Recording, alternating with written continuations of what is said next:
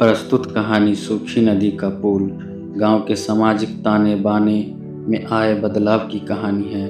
कहानी के मूल में लीलावती अर्थात बुच्ची दाई की वह जमीन है जो उसे विवाह के समय पिता ने दान में दी थी। गांव के रेलवे स्टेशन पर गाड़ी जैसे ही रुकी, लीलावती उत्साह भरे मन से आगवानी के लिए नैहर से आए लोगों को प्लेटफॉर्म पर देखने लगी।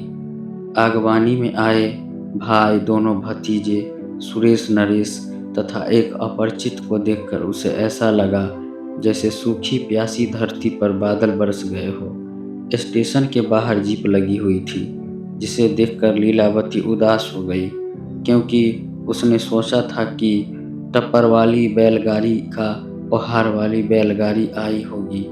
सुरेश यह कहते हुए ड्राइवर को अगले वाले सीट पर बैठ गया कि जीप अपनी ही बुआ और नरेश ने जेब से कोई काली सी चीज निकाली और झट से तौलिए में लपेट लिया।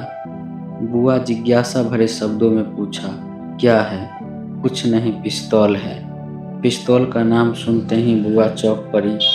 भैया ने मुस्कुराते हुए कहा, इसमें अचरज की क्या बात है बुच्ची दाई?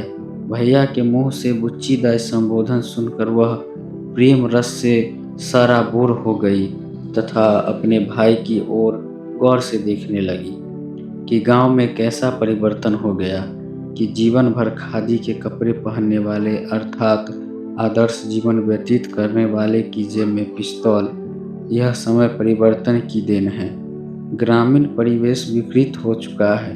आरक्षण के कारण अगड़ी पिछड़ी तथा ऊंच नीचे की भावनाएं इतनी प्रबल हो गई है कि एक वर्ग दूसरे वर्ग की जान के ग्राहक बन गए हैं। जमीन जायदाद गले की हड्डी बन गई है। तुम्हारी वाली जमीन गिद्धों के लिए मांस का लोथड़ा बनी हुई है। अच्छा हुआ कि तुम आ गई, जमीन का कोई फैसला करके ही जाना। बुच्ची जाए 13-14 वर्ष के बाद नैहर लौटी है। इससे पहले माँ के श्राद्ध कर्म में आई थी। जीप पर बैठी वह ग्रामीण सामाजिकता के विषय में सोचते हुए विचार मग्न हो जाती है। नैहर सिर्फ भाई भौजाई का नहीं होता, बल्कि पूरा गांव की अपने भाई भतीजे के समान होता है। इसी वैचारिक कर्म में उसे ख्वाहिशिन टोले की सहेलियां माँ याद आती है, जिसके स्तन का दूध पीकर वह पली बड़ी थी। उस समय सामाजिक परिवेश कुछ और ही था, किंतु इस बार हर कुछ परिवर्तित देखती है।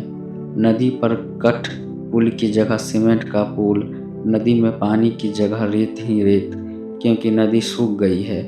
बुआ को गांव भी बदला बदला दिखाई दिया। खपरेल की जगह पक्का मकान, बिजली के तार, घर में फोन, फ्रिज, टीवी आदि। लेकिन बुआ तो तरस रही है सखी सहेलियां, नदी, पोखर, खेत खलिहान तथा बाबा का थानहा आदि के लिए, क्योंकि इनके साथ बुआ का गहरा संबंध था। बुआ सहेलियां माई के लिए 2 साड़ियां लाई थी, किंतु शाम हो जाने के कारण वह उसके घर नहीं जा सकी। रात में जब भाई भौजाई ने सहेलियां माई के परिवार की कहानी सुनाई तो उसके होश उड़ गए, क्योंकि सहेलियां माई का बेटा कलेसरा ने बुआ को विवाह के समय मिली 5 एकड़ जमीन पर सिकमी बटाई का दावा ठोक दिया, जिसके कारण केस मुकदमा तो हुआ ही, साथ साथ कलेसरा ने उनके भाई पर फरसा चला दिया। बीच बचाव में कलेसरा के बाप सोनेलाल की कलाई कटकर जमीन पर गिर गई। कलेसरा खूनी राजनीतिक पार्टी में जुड़ा हुआ था। इन सब कारणों से गांव अगड़ी तथा पिछड़ी 2 वर्गों में बट गया है। लेकिन बुआ यह सब अवसन भाव से देख रही थी कि तीसरे पहर बुआ कमल पोखर की तरफ निकल पड़ी तथा पोखर के ऊंचे मुहार पर खड़ी हसरत भरी नजर से खवास टोली की तरफ देखने लगी।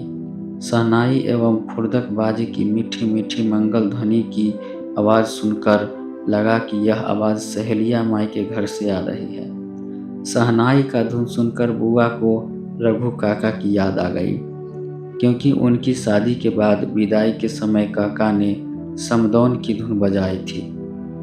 बारा रे जतन से सुग्गा रे हम पोसलों, सेहो सुग्गा उड़ले आकाश, खवास टोली से आती शहनाई की आवाज़ से बुआ का मन अशांत हो गया।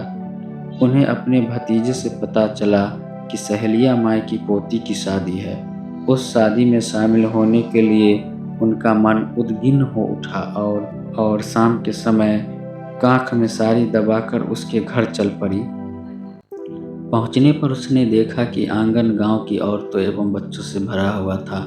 गीत नाद हो रहा था और स्वरों पर पंजों की बल बैठी सहेलिया माई की लीलावती ने पहचान लिया। वह चुपके से उसके पास गई और पैरों पर गिर पड़ी, लेकिन आंखों का मंद ज्योति के कारण वह पहचान न सकी। लीलावती ने अपना परिचय देते हुए कहने लगी, लाल बाबू की बेटी बुच्ची दाई हूँ। सारे लोग उन्हें देखकर स्तंभ थे। सहेलिया माई के सूखे स्तनों में जैसे दूध उतर आया, क्योंकि इसी के स्तन का दूध पीकर वह पली बढ़ी थी। टोले के लोग बुच्ची दाई को देख उमड़ पड़े। सोनेलाल भर्राई आवाज में कहने लगा कि तुम्हारे आने से जीवन धन्य हो गया। कलेसर उनके पैरों पर गिरकर अपने के लिए पश्चाताप के आंसू बहाने लगा। वहाँ का वातावरण इतना प्रेममय हो गया कि कुछ क्षण के लिए उस गांव का सब कुछ ठहर गया। बारात आई, विवाह की गतिविधियां चलती रही। बुच्ची दाई भी औरतों के झुंड में बैठी विवाह के भूले बिसरे गीत रात भर गाती रही। अगले दिन बुच्ची दाई जब अपने भैया के घर लौटने की तैयारी कर रही थी, तो पूरे टोले के लोग से घिरी वह आम बागान के इस पार तक आई। इधर बबुआन टोला के लोग तथा भाई भौजाई एवं भतीजे एकट इसी तरह देख रहे थे। इस समय बुच्ची दाई पूर्ण देहातीन लग रही थी। चेहरे पर परम उपलब्धि की अपूर्ण आभा छिटक रही थी। दूसरे दिन सुबह में भैया ने जब उसकी 5 एकड़ जमीन की बात चलाई, तो लीलावती ने कहा कि इस बार इस जमीन का कोई निर्णय नहीं करके जाऊंगी, क्योंकि इस जमीन के कारण आप लोग भी परेशानी में रहते हैं। भैया ने जमीन के सारे कागजात तथा हाल में कटाई गई रसीद लीलावती को सुपुर्द कर दिया। वहां लीलावती ने हाथ में कागजात लिए मुस्कुरा कर बोली, आपसे वचन चाहती हूँ भैया। आप वचन दीजिए कि दान मिली जमीन का जो मैं करूँगा उसे आप लोग मंजूर कीजिएगा। भैया ने उत्तर देते हुए कहा, तुम जो फैसला करोगी हमें मंजूर होगा।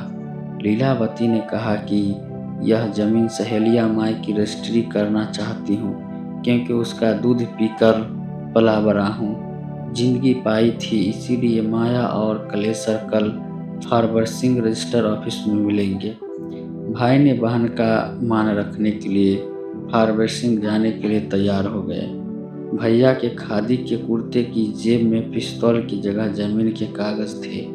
लीलावती को ऐसा लग रहा था जैसे दूध की कोई उमगी हुई उजली नदी है और उस नदी में वह उबडुब नहा रही है।